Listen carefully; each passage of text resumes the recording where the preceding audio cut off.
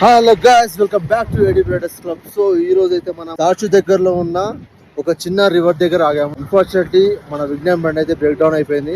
Recover vehicle అయితే పిలిపించడం జరిగింది. వెహికల్ పై కూడా ఎక్కించేసాము అండ్ రికవర్ వెహికల్ కూడా ప్రాబ్లం వచ్చింది. ఇది పైకి అయితే లేదు. What are you doing? మా వెహికల్ కి ట్రబుల్ వచ్చిందంటే ఈ వెహికల్ కూడా ట్రబుల్ వచ్చింది. ఇది పైకి వెళ్ళట్లేదు. మామిడికైతే ఇంత కూడా ప్రాబ్లం లేదు. మంచిగా ముసి నవ్వుతున్నాడు.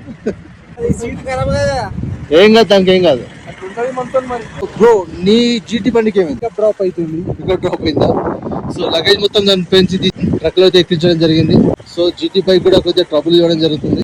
పికప్ చాలా చాలా డ్రాప్ అయిపోయింది. నీ బైక్ అయితే బ్రేక్ డౌన్ అయిపోయింది. ఎట్లా ఫీల్ అవుతున్నాడు? ఈ ట్రిప్ లో అడ్వెంచర్ లేకుంటే ఏంటంటే లైట్ ట్రిప్. 20 రోజులు అవుతుంది సిగ్గు లేకుండా ఇక్కడనే కష్టపడుతున్నాం మేము. ఇంకో 10 days అవుతాయి కావచ్చు. ఏమవుతుంది బ్రో? లైఫ్ అంటేనే అడ్వెంచర్, అడ్వెంచర్ అంటేనే life. So let's follow ADB riders. Location చూడ ఒకసారి. మధ్యలో ఆగిపోయినాం. ఏడీబీ రైడర్స్ అంటారా బాబు? మన బండి అయితే మొత్తానికి అయితే బ్రేక్ డౌన్ అయిపోయింది. పొద్దున మన విజ్ఞాన్ బాయ్ అయితే ఆన్ చేసిండు. అసలుకి బండి ఆన్ కాలేదు. యాక్చువల్లీ బండి అయితే 1 way క్లచ్ అయితే పోయింది. బ్యాటరీ డెడ్ అయింది. దాన్ని టోచన్ కొట్టి మేము 20 కిలోమీటర్లు ఒక బండి టోచన్ కొట్టుకుని ఇక్కడ వరకు వచ్చినాం.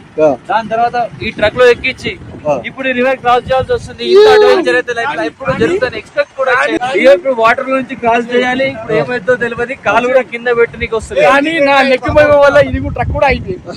ఆఫ్టర్ 80 kilometers తర్వాత మా 2 పనులు అయితే మొత్తానికి అయితే షెడ్కి వెళ్ళిపోయినాయి. ఇంకేం చేయలేకపోతున్నాం.